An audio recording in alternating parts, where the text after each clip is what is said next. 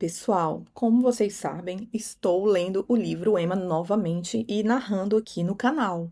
Já li, mas estou lendo novamente com outro filtro. É sempre bom reler livros, né?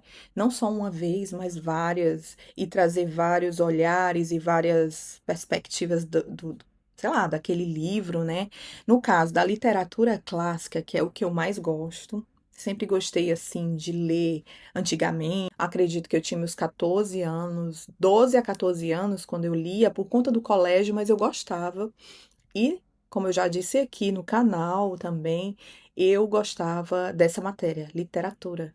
Não existe mais exatamente essa matéria, eu acredito, no colégio. Não sei como é que funciona hoje em dia, mas no português a gente dividia literatura, né? Tinha a parte texto mesmo no colégio e a gente ficava ali com dicionário na época, porque nem tinha computadores, né? Assim, como hoje, tablet e celular. Então a gente ficava muito no dicionário, anotava. Tinha professores que gostavam de trabalhar muito o texto, né? Essa foi a minha época, né, gente?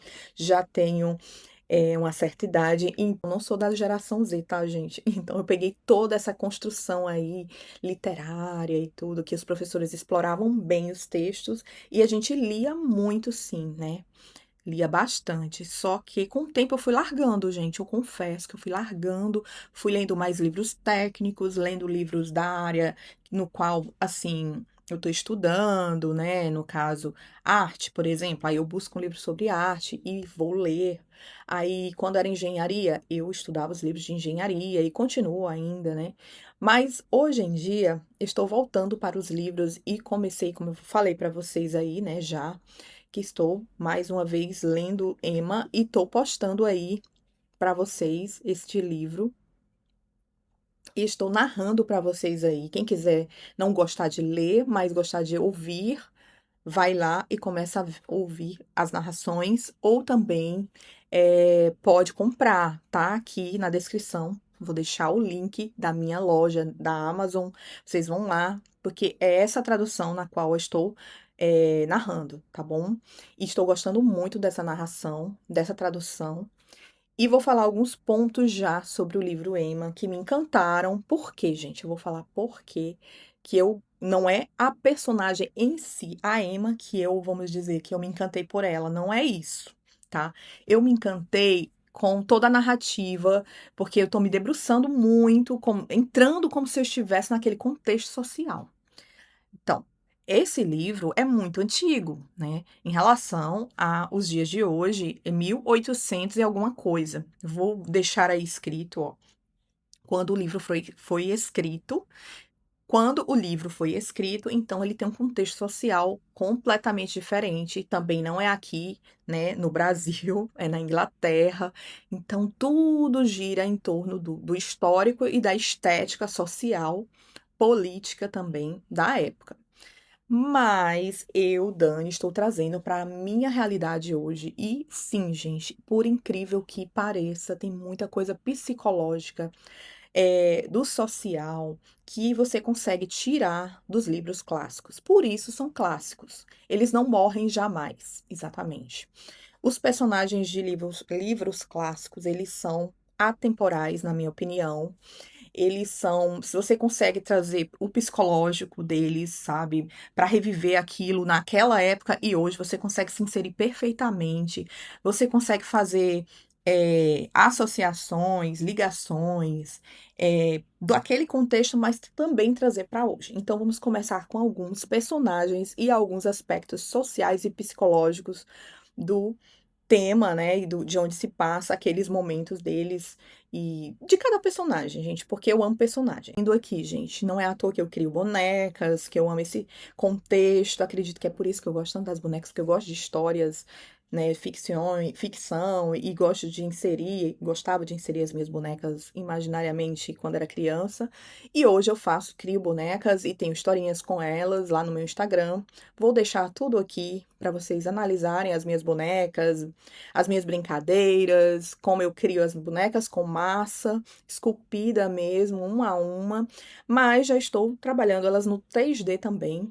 Primeira coisa, vamos falar de julgamentos Julgamentos que acontecem até hoje, né, na nossa sociedade, no Instagram principalmente, que é terra sem dono às vezes, né? Muita gente vem aqui no Instagram e destila veneno, destila nos vídeos das pessoas, nos Instagrams, nos comentários, né? Julgamentos, cancelamentos. Justamente, isso já acontecia, gente, na sociedade antiga. Então, muito retratado aqui em Emma, né? A própria Emma fazia os julgamentos dela, as loucuras dela na mente dela, né? Ela julgava e diante da sociedade, do histórico, do que era ser uma mulher, vamos dizer, fina, uma mulher elegante, uma mulher inteligente, a Emma ela tinha muitos preconceitos, né? Por quê? Porque era a sociedade dela, era como ela era uma menina, como ela falava, né? Como o livro coloca desde o início. Ela era rica, bela e inteligente, ou seja, ela tinha todos os requisitos que na época da sociedade, até hoje esses requisitos são muito válidos, mas para aquela época era primordial, primordial, né? A sociedade de uma mulher ser rica naquela época era muito bom, muito cômodo, porque as mulheres que não eram ricas naquela época da Emma, do livro, onde Jane Austen escreveu a Emma, né, e outros livros, elas eram essas mulheres elas iam ficar na baixa sociedade, vamos dizer, proletariada, né? Tinha a burguesia muito clara ali e era a divisão de classe era muito agressiva.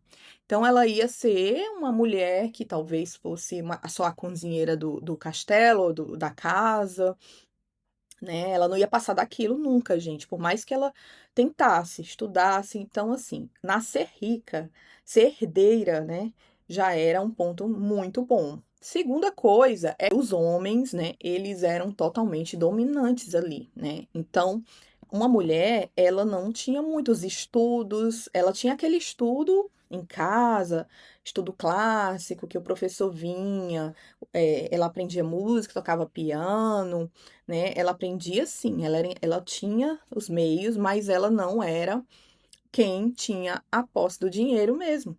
Ela não trabalhava e se o pai ou o irmão mais velho morresse, aquela mulher ficava esguarnecida, desguarnecida, né? Ela ficava completamente sem um, um aporte, ela não tinha como se sustentar. Então ela precisava casar.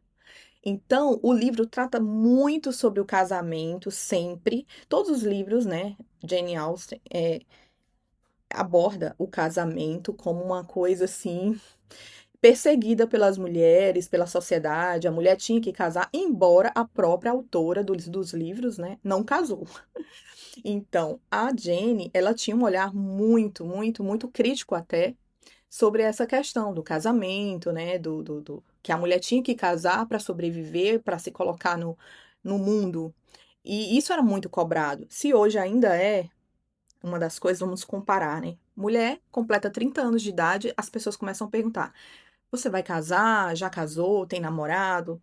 Quando a mulher completa 30 e poucos anos, aí já começa, vai ter filhos, né? Então tem uma cobrança da sociedade, sim, da família e tudo. Imagina naquela época, onde as mulheres eram praticamente era isso, elas tinham que ser prendadas ali, né, com a sua família, aprendendo a ser uma mulher digna, tinha que ter dotes, e aí depois ela tinha que casar, ela tinha que construir a família, ter muitos filhos, principalmente homens, né, tinha que ter os varões, para que eles pudessem sustentar e ser herdeiros no futuro.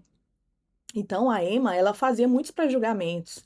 Ela tinha um padrão de beleza das mulheres muito claro, né? As mulheres tinham que ser bonitas, requintadas, não ser muito tagarelas, assim, no sentido, falar muito alto, de etiqueta mesmo, gente. Se você falasse muito alto ou fosse muito esparafatosa, como chama aqui, né? No Nordeste a gente fala essas palavras, ela com certeza não era bem vista, essa mulher, principalmente se tivesse mais idade. O homem, então, a mesma coisa. Então, ela chega a comparar os homens, né? Claramente, os personagens ela compara, ela observa, né? E ela diz: Fulano, que é o senhor Knightley, que é o que ela é apaixonada, ela é apaixonada por esse homem porque ela observa muito ele frequenta a casa dela, ele é amigo do pai dela. É realmente um homem muito fino, muito prendado, muito elegante. Ele é tudo o que as mulheres queriam naquela época. E ele tem 30 e poucos anos. Então ele é um homem no ponto de casar. Ela julgava também que homens com menos de 30 anos de idade não poderiam casar, porque eles não tinham condições financeiras. Isso ela era muito sábia. Ela era muito sábia nesses aspectos, a Emma, porque isso era passado. Mas, de qualquer forma, até hoje, né, nós também percebemos que os homens com menos de 30 anos de idade, eles não são tão capazes assim, vamos dizer, mentalmente, às vezes, de sustentar um casamento. Porque ele é cobrado financeiramente, ele é cobrado socialmente, ele tem que estar pronto ali para muitas questões, né? Então, isso não mudou. Eu concordo com a Emma quando ela diz que um homem com menos de 30 anos, ele não deve se casar. E ela atrela muito isso aos bens financeiros. Ela não atrela tanto ao psicológico, né, deste homem. Eu já atrelo também ao psicológico, porque eu acho que numa sociedade como a nossa, tem muitas cobranças, sim, né? Tanto do relacionamento, quanto de ser pai, quanto de ser provedor, às vezes, da casa, do lar, sei lá, se aquele homem for trabalhador, né? Se for o mantenedor da casa, vamos dizer. Mas na época da Emma, eles eram os mantenedores da casa. Então, eles tinham que ser ricos. Ela não aceitava que eles só fossem ricos, a Emma. Eles tinham que ser ricos, elegantes, não esparafatórios. Teriam que saber se comportar, gente. Falar da maneira correta, balbuciar as palavras da maneira correta, não ser rude, ser um gentleman, né? Ser uma pessoa é, muito educada, fina, que tratasse bem as mulheres e as pessoas que estavam ao redor. Mas ela fala do senhor Knightley que ele tinha uma certa rudez. Knightley não, ela falava do senhor Weston, que é um senhor mais velho, já que casou com a pessoa que ela com quase a madrasta dela, né? A governanta da casa. E é esse senhor, ela considera ele um homem muito, muito padrão, muito elegante para a época, né? Só que o que eu achei engraçado foi que ela diz que ele tem uma certa rudez. E eu fui estudar o que era rudez, né? Claro que soou assim para mim que era, claro, como hoje, né? Rudez deve ser uma pessoa grosseira, meio rude, né? Rudez, rude.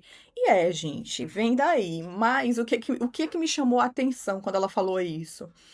Um homem que ela elogiou tanto, ela disse que ele era elegante, que ele era um homem muito padrão ali para a época, fino. Aí ela falou que ele tinha uma certa rudez, mas que combinava até um certo modo com ele, mas que era chato, né? Que de qualquer forma ela ainda considerava isso ruim. Ou seja, a Amy, ela tinha uma lista, ela fazia uma lista na cabeça dela, eu não sei se ela notava, porque eu não vi ela anotando. Mas ela fazia isso aí e ela expressava para quem? Para as amigas, né, para as pessoas que conviviam socialmente ali com ela. E para o senhor Knightley, às vezes ela deixava escapar umas coisinhas e ele ia lá e repreendia. O senhor Knightley é este homem que frequentava a casa dela, que era quase que um amigo do pai, mas assim, ele cortejava praticamente a Emma, né? Só que não às claras. No final a gente vê que ela era apaixonada por ele e que ele também era apaixonado por ela, louco por ela. Mas ele botava a Emma no lugar dela, né? Ele dizia para Emma de uma maneira mais coerente, porque a Emma, ela era, vamos dizer, tinha a Emma, ela tinha um pouco de ela passava dos limites, sabe. Então o senhor Knightley vinha e colocava: "Emma, é assim", ele colocava ela no centro, né. E de qualquer forma ela gostava disso. Ela sentia que ele era a pessoa que ela era um porto seguro para ela gostava de conversar com ele, ela gostava quando ele fazia isso, acredito que até certo ponto. A Emma, ela era mimada, né, ela era aquela pessoa que você não podia falar muito, pisar muito nos calos dela que ela ficava, né, chateada, porque ela era muito cheia de si, ela tinha certezas dela. Além do julgamento, desse julgamento todo alheio que a Emma fazia, né, dela, ela julgava a si, as pessoas que estavam ao seu redor, claro, né, ao senhor Knightley, que ela gostava, aos homens de toda ali a sociedade, porque ela era uma casamenteira. A Emma era uma casamenteira, ela um cupido, ela pegou isso pra si, né? E isso aí eu vou fazer um vídeo só sobre isso, porque uma pessoa iria abdicar um pouco da sua vida para se tornar uma casamenteira, uma pessoa que diz, eu vou unir fulano com fulano. Aí a gente pensa assim, minha filha, você não tem mais o que fazer na sua vida, não?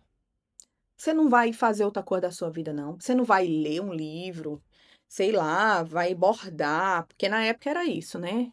Vai, plantar, vai, minha filha, vai vender coisa, sei lá, peça. Você é rica? Monta uma loja de artigos decorativos, não sei.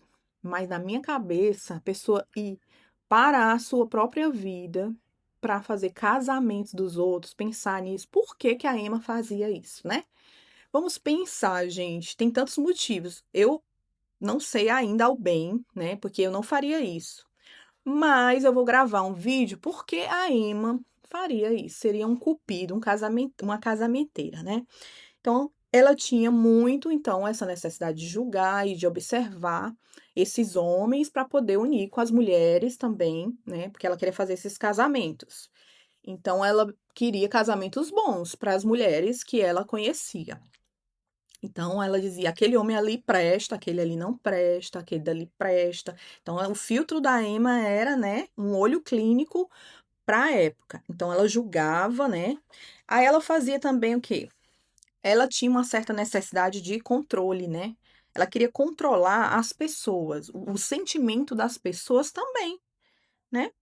O que essas pessoas pensavam a respeito, no caso das mulheres, né? A Harriet. A Harriet é uma menina que ela pega para ser amiga. Ela não tinha mais amigas, porque a melhor amiga dela casou, que era a governanta, e ela ficou sem aquela melhor amiga. Então, ela escolheu a Harriet como uma melhor amiga. Sendo que a Harriet não tinha a inteligência da Emma, né? Então, ela não tinha essa troca com a Emma no mesmo nível de inteligência, de QI, de intelectualidade. Mas ela tinha outras virtudes que a Emma considerava bom para ser uma amiga, entendeu? Então ela pegou a Harriet para ser amiga e o que que ela fez? Hum?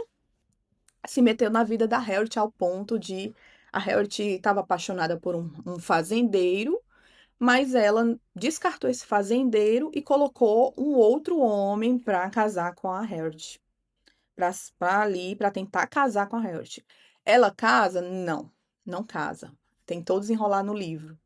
A Harriet não casa com este homem que a Emma quer, mas ela vai fazer de tudo para coitadinha da Harriet, né, ficar ali como um boneco na mão dela. É o boneco chamado marionete, exatamente. Por que que a Emma fazia as pessoas de marionete?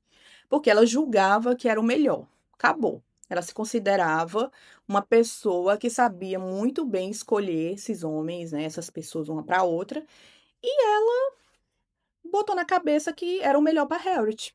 Era isso. Errado ou não, talvez ela achasse que estava certa mesmo. Ela achava que estava certa. Não era uma maldade em si. Quando a gente pensa assim, a gente pensa assim. Quando a gente começa a ler, né, sobre essas questões e ver a Emma fazendo essas coisas, a gente fica com ranço dela e uma raiva. Por quê? Porque a gente pensa, que menina chata, vai viver a vida dela, fica. Mas não, gente, ela acreditava que estava fazendo o bem para aquelas pessoas mesmo, sabe? Escolhendo o melhor homem, né? Um refinado, um elegante, um rico. Então era isso. A questão do controle, a gente vê muito claro nisso. A gente vê também a vaidade, né? Claro, a vaidade, gente, é estampada, né, na Emma, lógico, porque ela quer pessoas perfeitas, bonitas também, tá? Ela julga, sim, a beleza, a estética.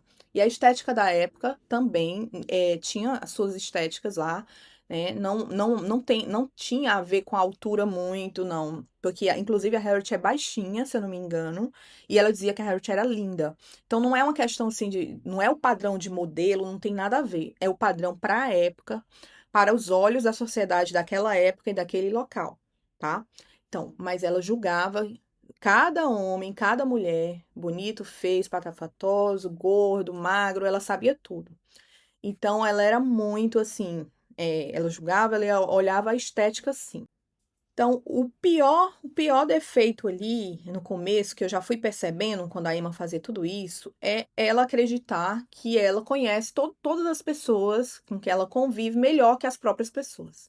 Ela não dá espaço para essas pessoas se conhecerem, ela não induz isso. Então, seria o que chamamos de amizade tóxica hoje em dia? A Emma? Para mim, sim. Eu não gostaria de uma amiga como a Emma, sinceramente, né? A Emma ali do começo. Talvez no futuro, com o amadurecimento da Emma, não sei. Talvez ela se tornasse uma pessoa legal. Mas a Emma que se mostra ali no livro, gente, eu não gostaria de ter uma amiga como a Emma, tá? Eu acho ela tóxica, porque ela julga as pessoas como se ela soubesse mais do que as pessoas sobre si mesmas. Então, isso é bem ruim. Ela não escuta a pessoa de fato. Ela escuta para opinar e dar opinião, né, mudando, apontando, julgando, né, desmerecendo muitas vezes. Então, isso não é legal. Isso acontece hoje, vamos sempre linkar, porque o livro, 200 anos antes, foi escrito.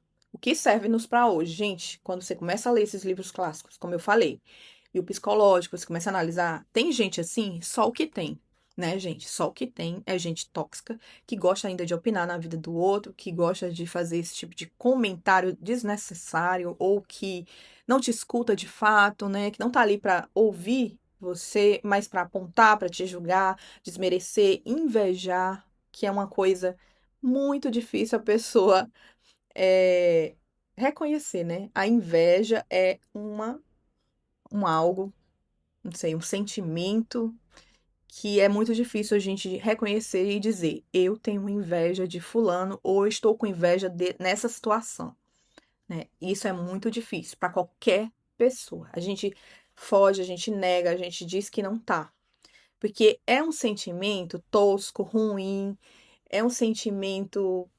A inveja é um sentimento dos piores que tem, né? Para o ser humano admitir que tem.